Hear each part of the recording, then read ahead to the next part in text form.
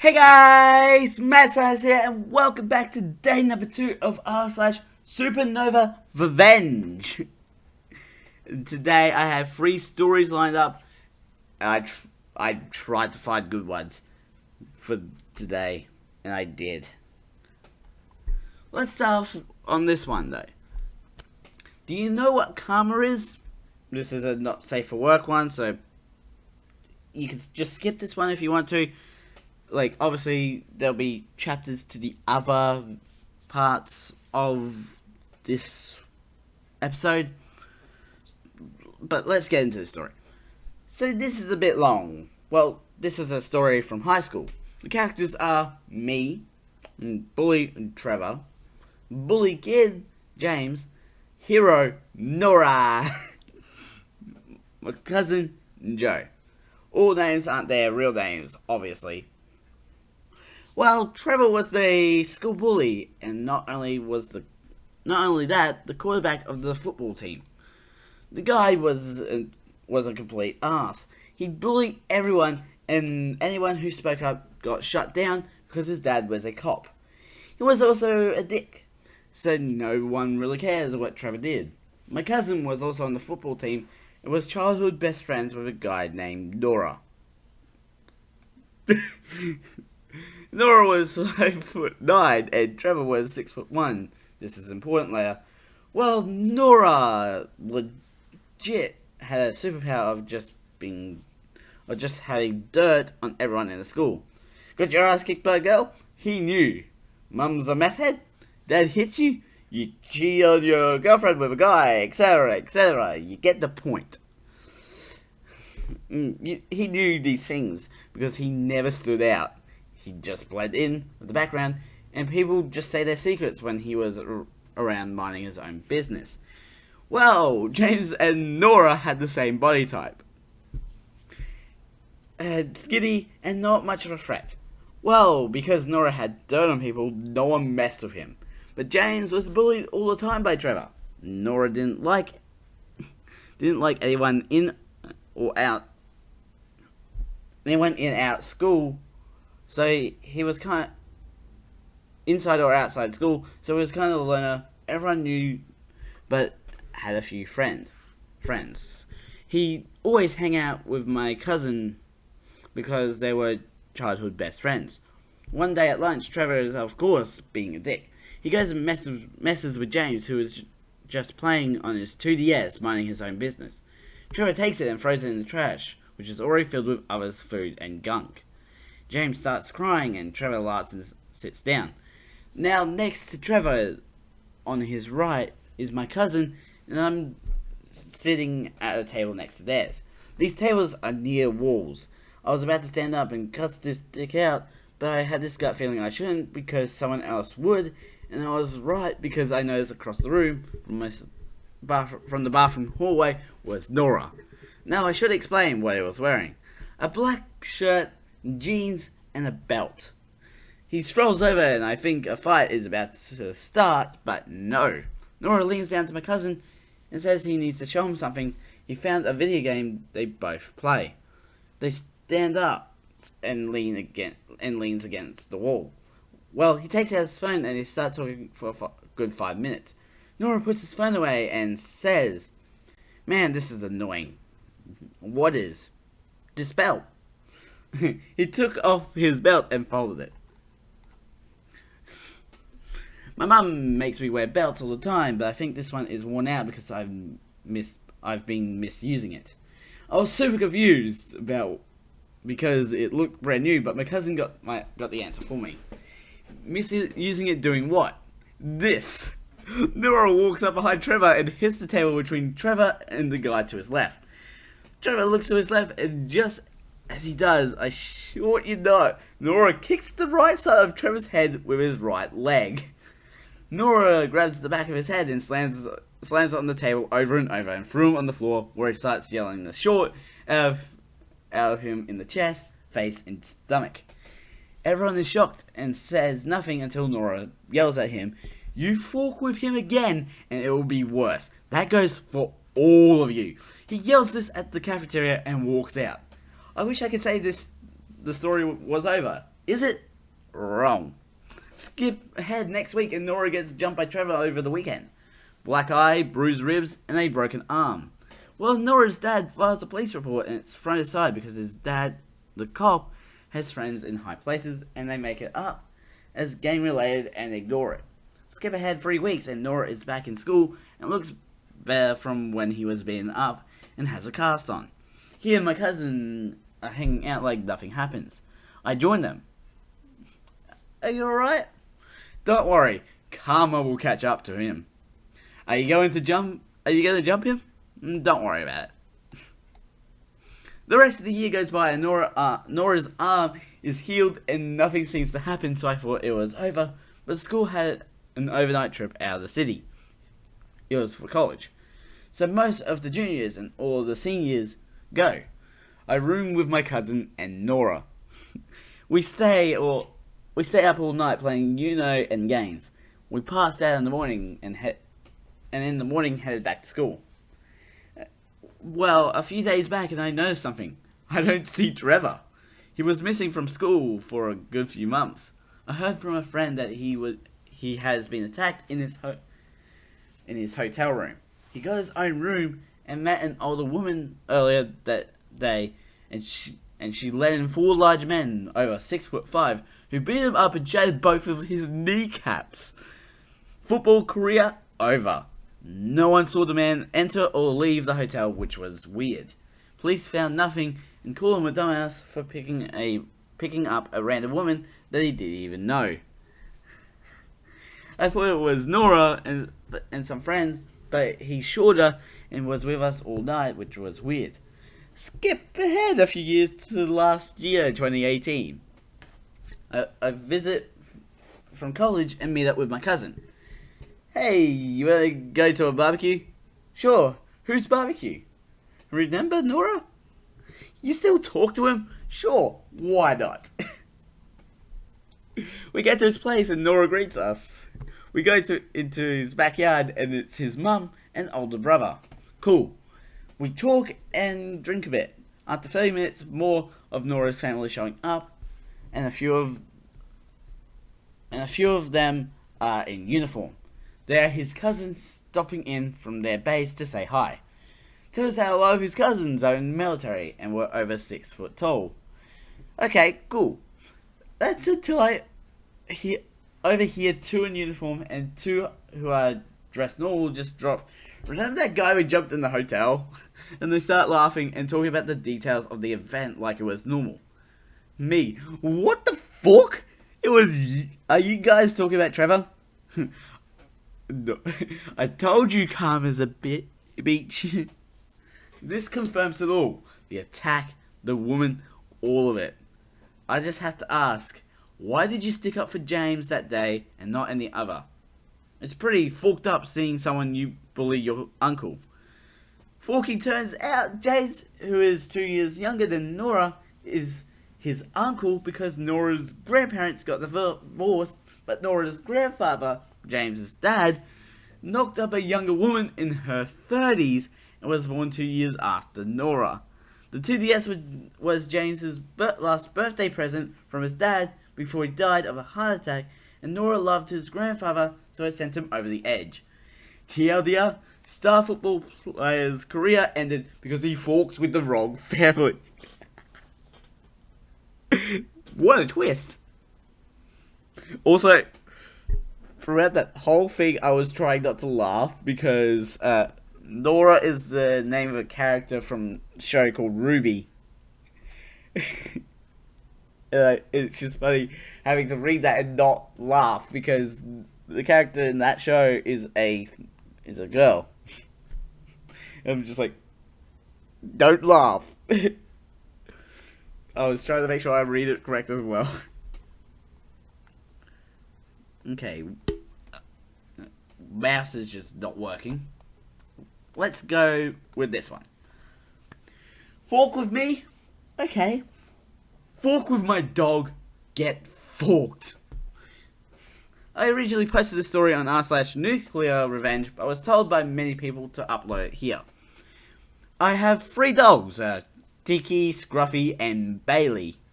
which my family has rescued from the streets and uncaring neighbours who couldn't care if the animal died. I have 2 cats, Halo and Snowflake, both of which I adopted from the SPCA. I have Tourette's, ADD and OCD, and the tics from my Tourette's made me a prime target for bullying. At that point in my life, I was the shy, weird kid in the class that never spoke. I had no friends, and my companions were the only reason I woke up in the morning. One kid, we shall call Andy, loved to feel strong, so he picked on me. He beat me up, made me feel like trash, and sicked other trash human beings on me, one of which I later in my life became friends with.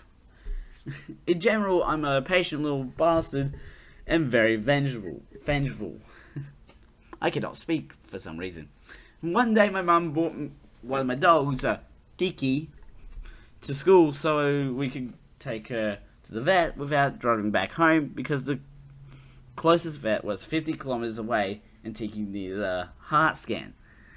My mum needed a toilet, so she left Tiki with me. Straight after she left, Andy and 2 of his goons showed up. "What's this, Baz? Got a new toy for us to play with?" "Andy, please. She's very sick. I'm begging you to please leave her alone." "Oh, but where's the fun in that?" Andy proceeds to pick Tiki up and toss her to his friends. Tiki had surgery and steel bars placed on a few of her bones, so it hurts her a lot if you don't pick her up properly. I can post the pictures of the x-rays. Because of the pain she is in, she snaps at Andrew and bites his hand. A little short, learn respect. Andy then proceeds to chuck Tiki a solid 5 meters where she hits the ground on her side. I begin to scream and my mum starts to run from the bathroom after hearing my scream. Andy and his gang then run, laughing. My mum and I scoop up Tiki, who's wheezing and bleeding from her mouth, and take her to the vet while I tell my mum what happened on the way there. Tiki ended up passing away because of brain hemorrhaging from the blunt trauma. Scruffy waited at the front door of my house for 2 days, waiting for Tiki to come home. Waiting. Oh, he killed the dog. I tried to tell the staff what happened, but Andy was the popular kid, and his parents were very close friends with the principal, so nothing was done to get justice. This whole ordeal caused me to become immensely depressed, but in the end I was left a festering vessel of rage. No more quiet shy kid. No more weak little boy. No more. I devised a plan. I went to the gym every morning at 4:30 until 5:30, then I would get dressed and go to school. This boosted my self-confidence, and I soon gained a few friends who are still my friends to this day.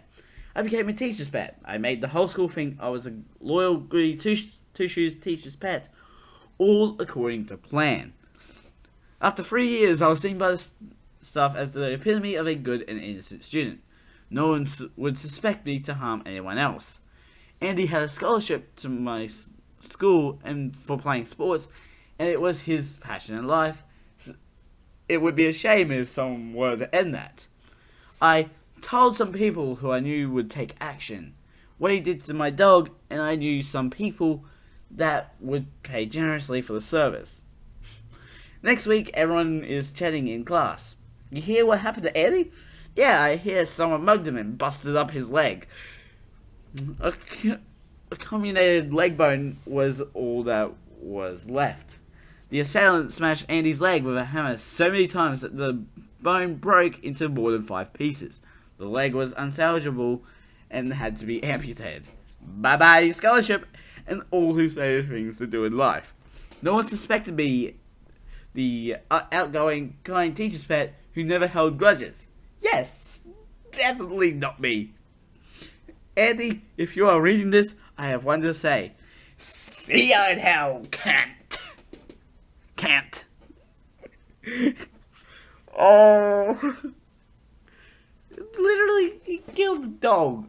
Like, I feel like getting a broken leg for killing a dog is appropriate.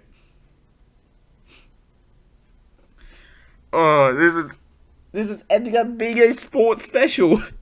Unintentionally. Last story, high school athletics versus broken blood vessels. Dramatic... What? Dramatis persona. Hannibal. Myself. Incompetent referee, IR. Entitled wrestler, EW. TLDR at bottom. Here, dear readers, another content of my school years. I am in the end of grade 10 and the wrestling season is drawing to a close.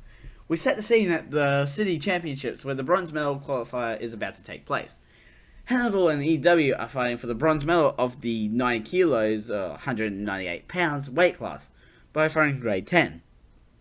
The winner will not only get the medal, but the chance to advance to the regional competition held in a few weeks. Being very evenly pitched, at the same height, weight, and age, etc., I very slowly gain points on EW. Then, with 30 seconds to spare, EW pulls a reversal on the ground. To spare the details, the score at the end was 7 for Hannibal and 4 for EW. However, the IR was either a relative or an acquaintance. I never found out, but suspect. IR said I'm pinned after the bell is rung, giving EW the win. Even though I was ahead on points, wasn't pinned, and the timer had clearly run out. I am infuriated to the point of saying a profane word that rhymes with hockey puck. To which the IR tells me no swearing on the mats, young man. All the while enjoying a self-righteous smile from both him and the EW who stole my victory. Nearly all of my self-control was needed not to punch IR full power in the throat. I am livid for days, as my wrestling season has just ended. I then take the anger and lift weights very seriously from the end of City Championships, April, until just before grade 11, November. If you have never lifted weights in anger, I highly recommend it. There is nothing quite as soothing as the healing power of hatred. I pushed the extra reps out knowing next year I would embarrass him every time our schools would duel. But the gods were even more gracious than that, and so our revenge begins. Grade 11 preseason tournament has started, a pooled tournament where each weight class is split into groups of 5 or 6, and everyone wrestles everyone else.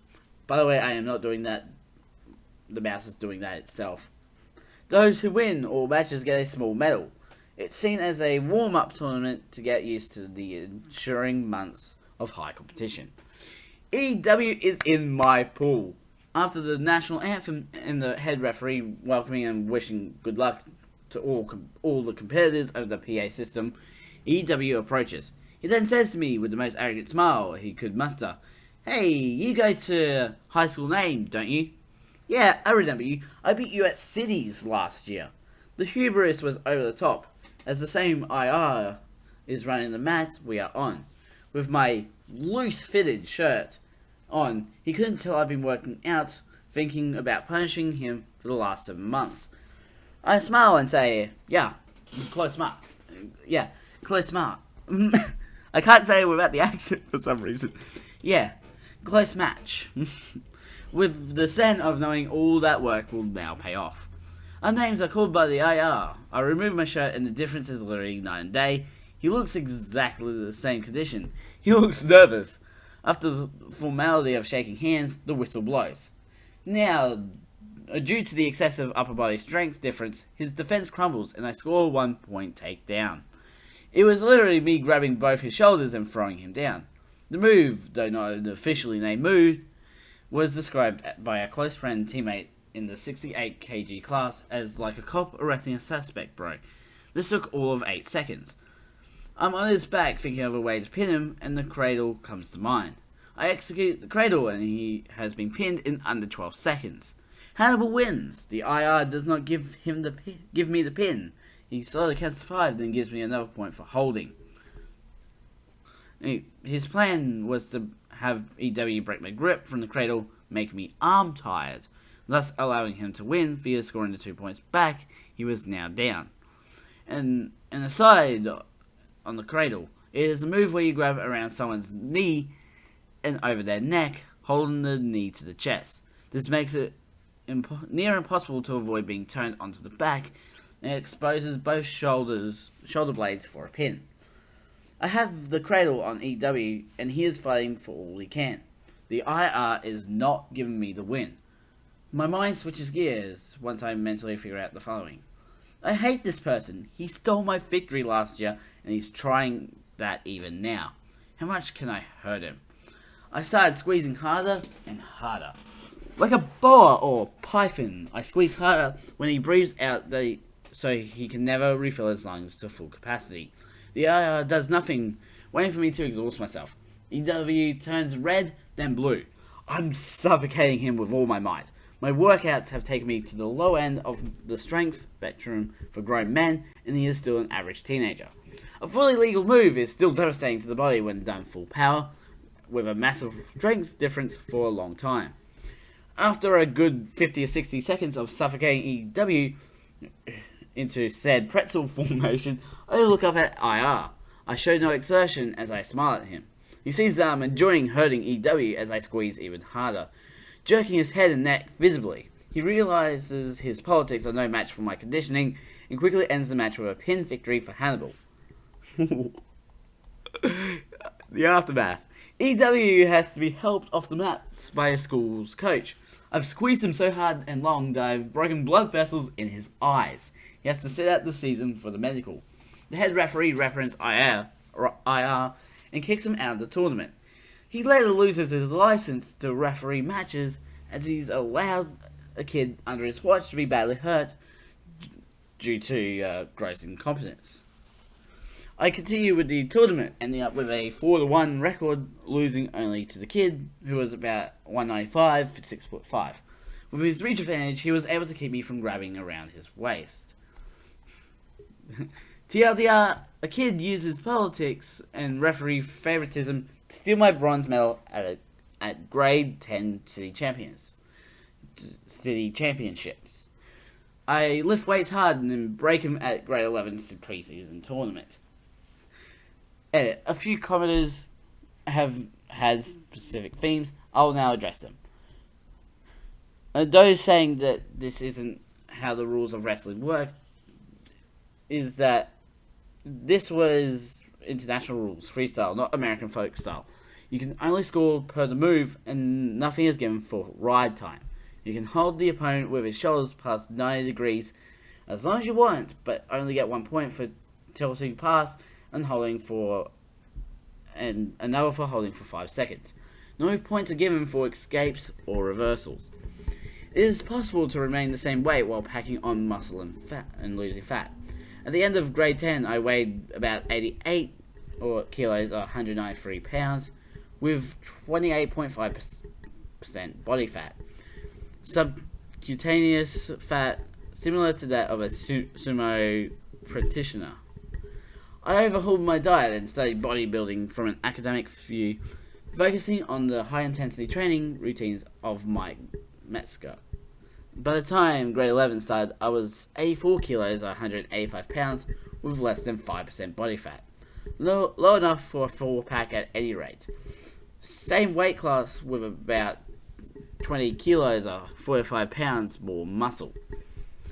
Those numbers in the previous edit were from my old notebooks that I have kept if anyone claims I'm making them up. I do consider this to be a SupernovaRevenge, as though the physical injuries would be recoverable. He developed PTSD issues from it. Never wrestled or played football again. My writing and thinking style is mostly due to me being on the autism spectrum with Asperger's syndrome. Based on the amount of positive feedback I've gotten, thank you very much to all supporters. If you don't like it, you are in the minority. So this episode just ended up being a sports special. Totally unintended. But damn. Full-on Boa Constricted him till he broke the blood vessels in his eyes. Damn. Anyways, I'm going to end this episode here. Links will be in the description to my main channel and also the second channel. which you're on right now with links to the playlist and the last episode on screen. Go check them out. Don't forget to subscribe and hit the notification bell so you know when the next video comes out. A ding, a ding. Mad Scientist out.